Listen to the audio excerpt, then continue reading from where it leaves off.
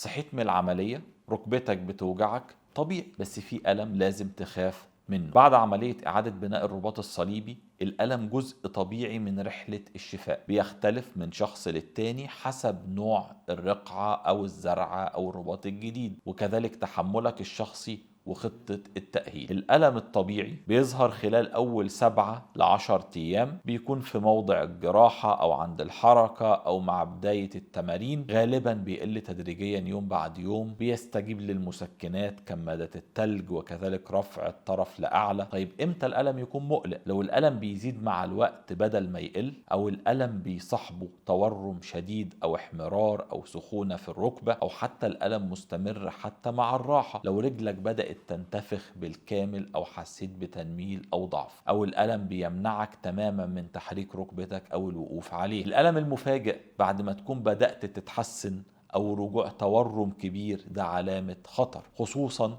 لو حصل بعد مجهود بسيط أو بعد تمارين. في الحالات دي لازم تتواصل فورا مع الجراح أو دكتور العلاج الطبيعي. ممكن يكون في التهاب أو تجمع دموي أو تمزق ثانوي. اسمع لجسمك، الألم ليه صوت، ما تتجاهلش إشارات التحذير. خليك دايما متابع مع الفريق الطبي. تابعنا في أهم سلسلة لإجابة 50 سؤال يهم كل مريض عنده قطع في الرباط الصليبي.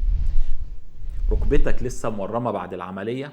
ما تقلقش، الجسم بيشتغل. التورم بعد عملية الرباط الصليبي الأمامي حاجة طبيعية جدا، خصوصا في أول أسبوعين بعد الجراحة، ده شيء متوقع. طيب ليه بيحصل الورم؟ أولا لأن الجراحة بتسبب التهابات موضعية بسيطة داخل المفصل، كذلك بيكون في تجمع دموي خفيف نتيجة القنوات اللي بنفتحها في العظم لتثبيت الزرعة أو الرقعة. الجسم طبعا بيرد على الجرح عن طريق إرسال سوائل وخلايا لإعادة البناء، وده بيزود التورم مؤقتا. طيب إمتى أعرف إن الورم طبيعي؟ لو حجمه بسيط أو متوسط، مفيش احمرار أو ارتفاع في درجة حرارة المفصل، مفيش ألم غير محتمل، وكذلك بيكون بيقل تدريجيا مع الوقت والعلاج الطبيعي. طب أنا كمريض إزاي أقلل الورم؟ استعمل التلج من 15 ل 20 دقيقة كل ساعتين. ارفع رجلك لأعلى من مستوى القلب. التزم بتمارين التروية والتحميل التدريجي. خليك على الأدوية المضادة للالتهاب حسب وصف الطبيب. لكن لو الورم بيزيد أو في حرارة شديدة أو ألم مفاجئ، ده ممكن يكون علامة على عدوى أو لا قدر الله جلطة، وساعتها لازم تراجع الدكتور فورا. ورم ركبتك مش دايما أبدا مشكلة، لكنه مؤشر لازم تراقبه. تابع حالتك يوم بيوم. خلينا نكمل مع بعض مرحلة ما بعد العملية بأمان في الحلقة الجاية من أقوى سلسلة على الإنترنت بتجاوب لك أهم 50 سؤال عن قطع الرباط الصليبي الأمامي. هنتكلم عن الممنوعات بعد العملية عشان ما تهدش اللي بنيته.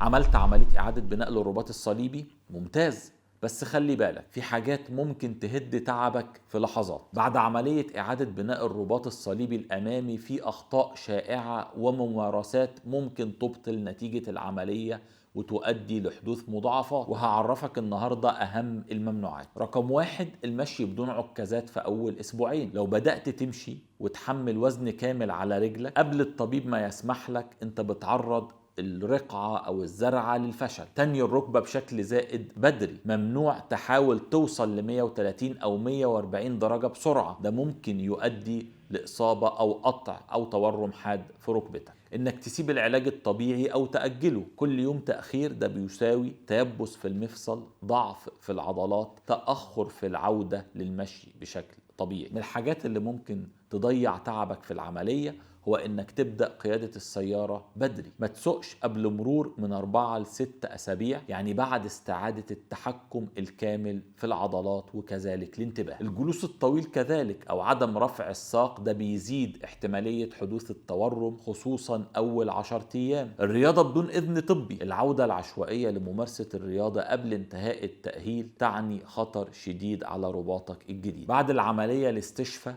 مش راحة مطلقة ولا كذلك تهور. تابع تعليمات جراحك خطوة بخطوة.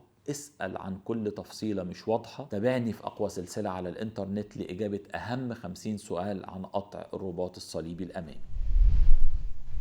كل اللي حواليك بيقولوا لك لازم تلبس ركبة مفصلية بعد عملية إعادة بناء الرباط الصليبي. فهل فعلا انت محتاج حاجة زي كده؟ بعد عملية الرباط الصليبي استخدام الدعامة او الني بريس او الهنجد ني بريس بيختلف من مريض لآخر، وبيكون حسب نوع العملية، نوع الرباط او الزرعة، ورأي الجراح كذلك. أنواع الدعامات بعد العملية: دعامة تثبيت مفصلية ما يسمى بالهنجد ني بريس، وغالبا بنستعملها أول أسبوعين لحماية الرقعة أو الزرعة الجديدة أو الرباط الجديد، بتمنع التانية أو الفرد الزائد اللي ممكن يضغط على الرباط الصليبي. بعض الجراحين بيثبتوا زاوية معينة للحركة، مثلا من 0 ل 90. النوع الآخر هو دعامة دعم المشي أو العودة للرياضة، دي بتستعمل في المراحل المتقدمة خصوصا في التمارين أو في الملعب، بتساعد على تحسين الإحساس بالثبات ما يسمى بالبروبريوسبشن، لكنها أبدا مش بديل لعضلات قوية. هل لازم تلبسها؟ في بعض الحالات خصوصا لو في ضعف عضلي أو حركة غير مستقرة. في حالات تانية الجراح بيفضل الاعتماد على التأهيل بدون دعامة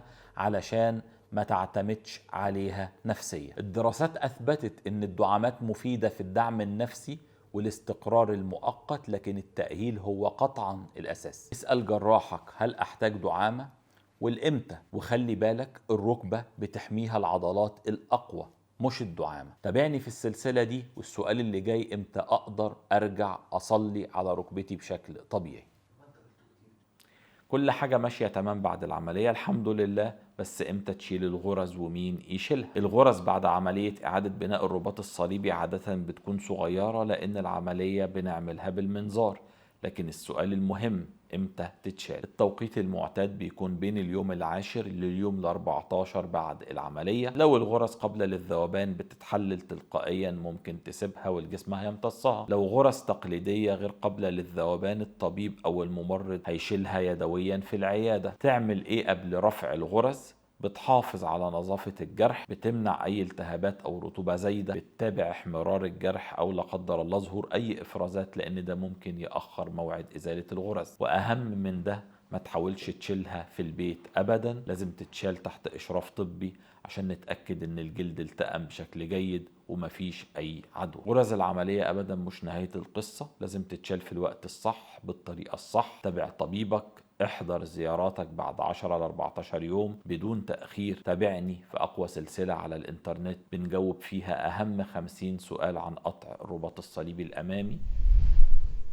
امتى ارجع اصلي على ركبتي بعد عملية اعادة بناء للرباط الصليبي الامامي؟ كلنا محتاجين نسجد في الصلاة، بس بعد عملية الرباط الصليبي هل ده آمن؟ وامتى؟ السجود والجلوس على الركبتين من الحركات اللي بتتطلب مرونة وتني كبير في مفصل الركبة، وده بيكون صعب جدا بعد عملية اعادة بناء الرباط الصليبي الامامي، خصوصا لو الزرعة أو الرقعة أو الجرافت كانت من وتر الرضفة أو وتر الفخذ الأمامي. طيب إمتى نقدر نسجد بأمان؟ في العادة من 8 ل 12 أسبوع بعد الجراحة تبدأ تجربة السجود تدريجيا، لكن لازم تكون وصلت على الأقل ل 120 ل 130 درجة تاني مريح بدون ألم، وتكون كذلك قوة العضلة الرباعية كويسة عشان تحمي المفصل. في حالات معينة ممكن يتأخر الرجوع للسجود مرة تانية، زي لو في تورم مستمر أو ألم في مقدمة الركبة، أو لو الرقعة أو الزرعة مأخوذة من وتر الرضفة، لأن الضغط على الجزء الأمامي من الركبة بيكون مؤلم في البداية. ابدأ التجربة على سطح ناعم، ادخل في وضع السجود ببطء، شوف استجابة ركبتك.